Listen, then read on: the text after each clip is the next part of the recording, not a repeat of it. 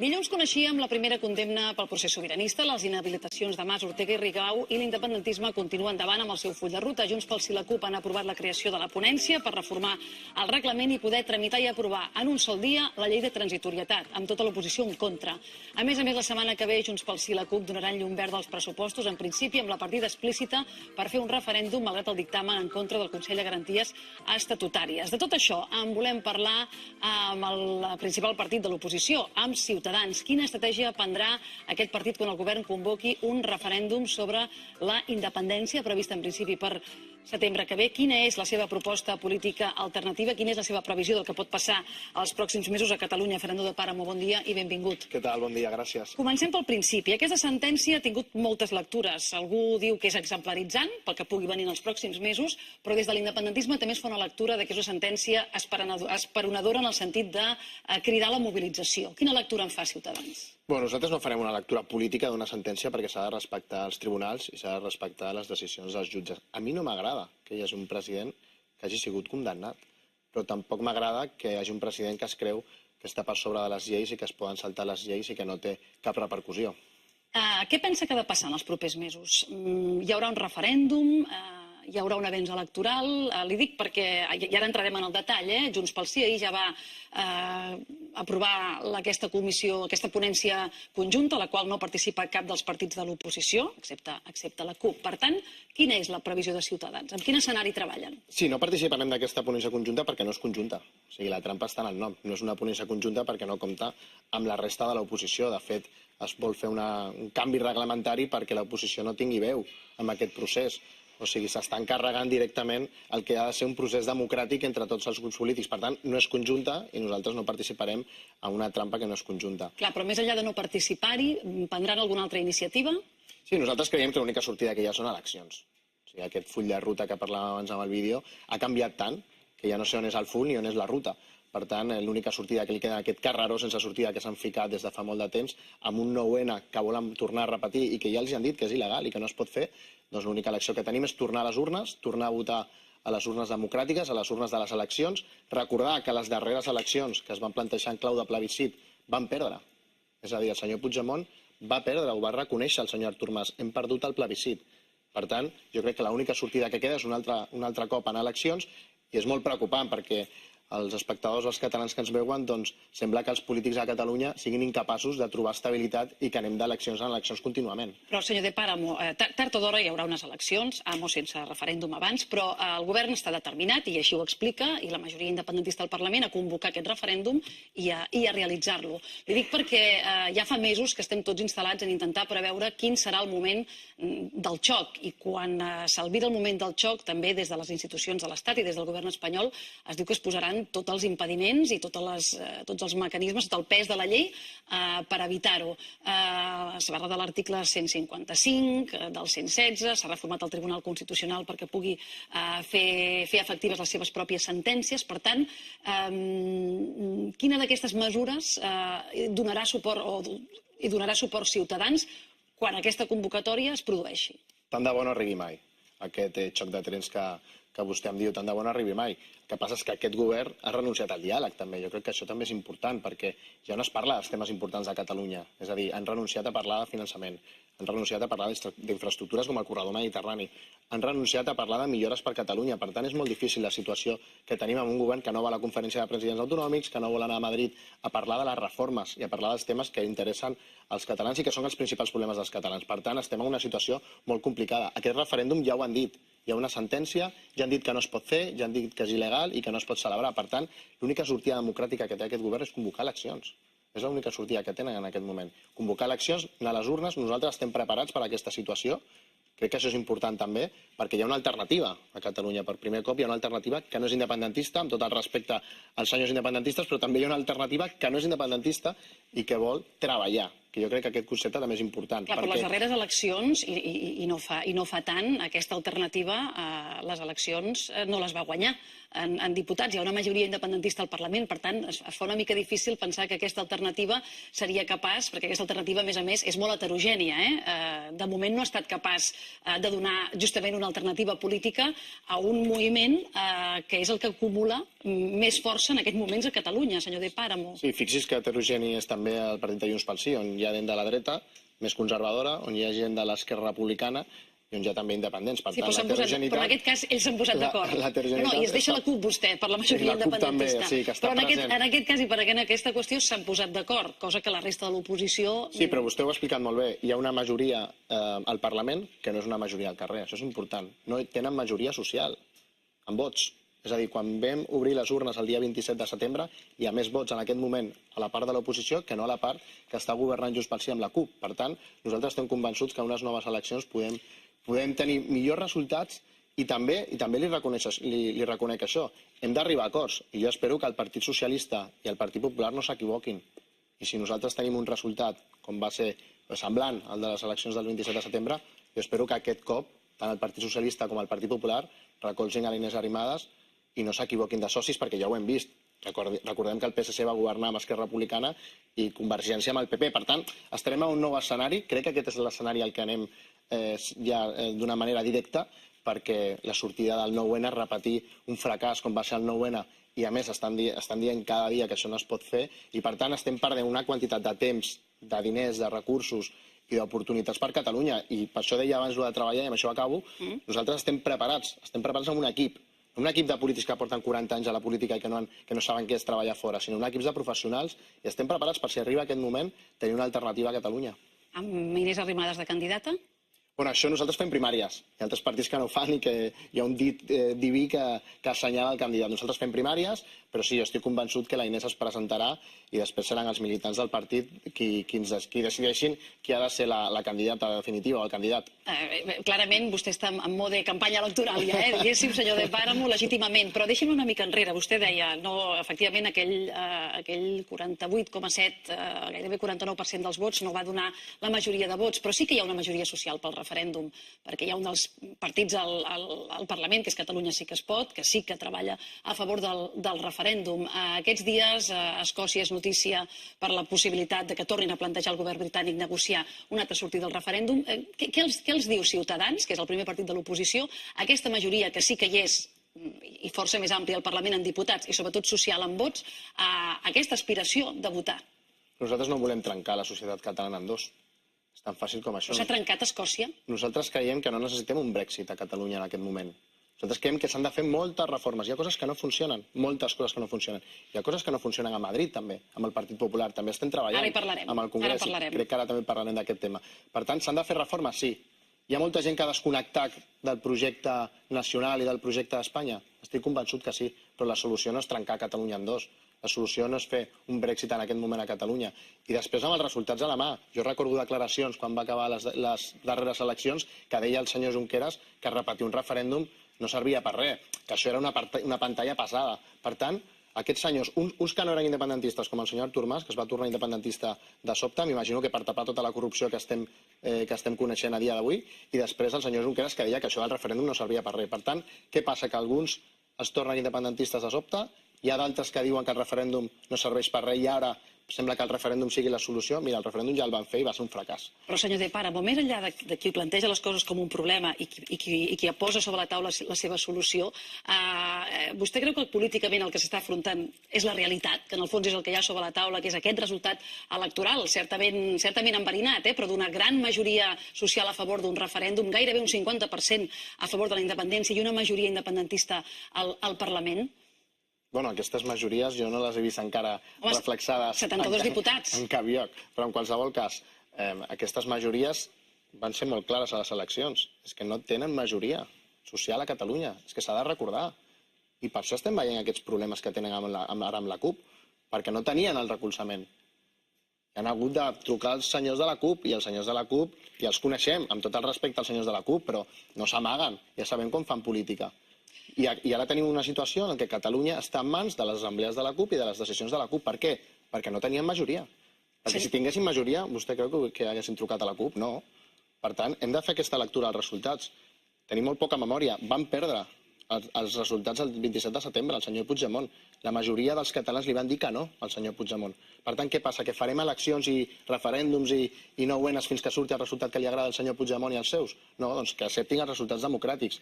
I si no els accepten, que convoquin un altre cop eleccions i tornem a anar a les urnes i que els catalans decideixin a les urnes democràtiques i a les urnes d'unes eleccions autonòmiques. La setmana que ve el Parlament tirarà endavant els pressupostos? Bueno, això també depèn dels senyors de la CUP. És que Catalunya està en mans de la CUP. O sigui, han entregat tot el present i el futur de Catalunya en mans de la CUP. Nosaltres ja no som sospitosos, ja l'hem dit al senyor Puigdemont i els senyors de Junts pel Sí que no comptin amb nosaltres amb uns pressupostos que tenen un objectiu molt clar, que és la independència, i que el propi Consell de Garanties Estatutàries, on els membres estan nomenats per Convergència i per Esquerra, han dit que aquests pressupostos són il·legals. O sigui, això no ho diu la malvada Fiscalia o el malvat Tribunal Constitucional. Ho està dient el propi Consell de Garanties Estatutàries. Per tant, estem en una situació molt greu. Em sembla que les lleis no serveixen per res, que tothom pot fer el que vulgui i que fins i tot el seu propi Consell ens diu això, no? Aquests pressupostos seran impugnats, vostè creu, una vegada aprovats, per exemple, pel govern espanyol? Això no ho sé, això s'hauria de preguntar al govern o al Tribunal Constitucional. El que sí que li puc dir és que en aquest moment hi ha un Consell de Garanties Estatutàries que ha dit que hi ha partides que són il·legals. Per tant, això del victimisme de que venen des de Madrid amb el Tribunal Constitucional o ve la Fiscalia, no, el seu propi Consell, que està aquí a Catalunya. Senyor de Páramo, Artur Mas finalment compareixerà el dia 29, això és d'aquí una setmana, dimecres que ve, per donar explicacions sobre el suposat finançament irregular de Convergència Democràtica arran del cas Palau i del cas 3%. Hi ha hagut una mica de picabaralla, perquè l'expresident Mas va dir quan abans, com més aviat millor, sembla que hi podia anar aquest mateix dimecres, però un diputat del seu grup, que és el president de la comissió, sembla que va dir no, dimecres que ve. I des de Junts pel Sí els han acusat de buscar una data que els convingués a vostès. No, és la data de la propera CAI, de la propera comissió. No n'hi havia avui? No, és que la propera comissió es celebra el dimecres 24, crec que és la... No, 29. 29, perdó. El proper dimecres 29. El proper dimecres 29 és la data de la propera comissió. Per tant, el senyor Mas compareix a la propera comissió, que és quan es celebra el dia 29. Aquest dimecres no hi havia comissió. I no s'hagués pogut convocar? Sí, s'hagués pogut convocar, però és que quan s'ha de convocar la comissió és quan toca comissió. Quina pressa té el senyor Artur Mas ara de vindre al Parlament a donar explicacions, que portem des de l'any 2009 amb el cas Palau i estem parlant de 2 setmanes. El senyor Artur Mas vindrà quan es convoca la comissió oficialment, que és el dia 29. I bueno, ja està bé que tingui pressa, perquè li farem moltes preguntes al senyor Artur Mas. Ha de contestar a moltes preguntes de l'oposició, perquè ell ha sigut la mà dreta del senyor Pujol durant molt de temps, ha sigut president del partit presumptament més corrupte de la història de Catalunya i, per tant, ara ha de donar explicacions de tot això que estan cantant literalment els seus companys de partit. Aquests dies als jutjats estan parlant precisament ja no del 3%, sinó del 4%, del 4,5%, uns parlaven del 5%. Per tant, tot això ho haurà de contestar el senyor Artur Mas amb aquesta pressa que té de vindre al Parlament i serà quan sigui la comissió, que és el dia, com vostè em deia, 29. El dimecres 29. Què n'esperen d'aquestes explicacions? Perquè la tesi de l'expresident sempre ha sigut que de negar-ho tot i que, a més, repta a qui sigui a examinar exactament els processos d'adjudicació d'obra pública, diu que s'han examinat del dret i del revés i que en aquests processos mai s'ha trobat res. El senyor Artur Mas ha fet com fa el PP, o com fa el PSOE. El PP, el qual vostès han fet president a Espanya, Sí, clar. Nosaltres hem recolzat un govern, però en condicions. Que no s'estan complint. En condicions. Que no s'estan complint. Ara en parlarem. Si vol, parlem. Si em deixa, contestarem al tema de la corrupció del senyor Artur Mas. No ens anem al PP encara a la corrupció, que també en tenen molt de parlar, però a Convergència també hi ha molta corrupció. A Catalunya hi ha molta corrupció. Per tant, el senyor Artur Mas ha fet el que fa sempre el PP o el PSOE, que és protegir el seu Bárcenas, dir que el seu Bárcenas és el millor home del món, i després que tot el món menteix menys ell. És el típic argument de quan enxampen la corrupció als vells partits. I Convergència és un vell partit, en aquest cas, com el PP o com el PSOE. Per tant, està protegint el Bárcenas de Convergència i està dient que això del 3% no existeix. Bueno, sembla que sí. O s'han tornat bojos tots els companys de Convergència d'aquest senyor, o el que menteix potser... Companys de Convergència que estaven declarant, no n'hi havia cap, eh? Bueno, el tresorer... Sí, però el tresorer ho va negar tot, senyor de Páramo. El tresorer de Convergència... Qui ha parlat del 4% no és el tresorer de Convergència. Jo crec que el senyor Artur Mas té una bona defensa i crec que el senyor Artur Mas, a més, està dient coses molt greus als seus companys de partit. Són companys de partit.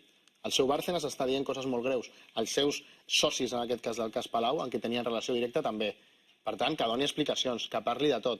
han estat molt de temps a Catalunya amb molta impunitat, els senyors de Convergència. Mai s'ha parlat de la corrupció, eren rumors, i ara és una realitat. I hauran de donar explicacions com les ha de donar també el Partit Popular i el Partit Socialista en els seus casos. Doncs anem aquí perquè vostè, justament era vostè, fa pocs dies, parlant d'Artur Mas, deia que la seva carrera política estava en situació de game over, no? Crec que va ser la paraula exacta, i li va demanar això, que faci un pas enrere i deixi la política. I això em porta a preguntar-li per la posició de Ciutadans en el cas del Partit Popular. És a dir, quina credibilitat té Ciutadans demanant a Artur Mas, que en aquests moments no és un càrrec electe, que deixi la política i fent president Mariano Rajoy, que està, com vostè deia, exactament en la mateixa situació i amb un tresorer en procés judicial.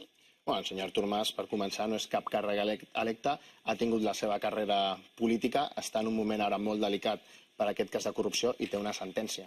Té una sentència d'un tribunal que diu que té una inhabilitació per saltar-se les lleis. Per tant, no, però jo ara li parlava, estem en una situació jo li molt parlava diferent, del tema de corrupció. Molt diferent. I amb tot el respecte amb el senyor Artur Mas, que porta molt de temps en política, molt més de temps del que portem alguns, però també jo crec que aquesta carrera està acabada, sincerament.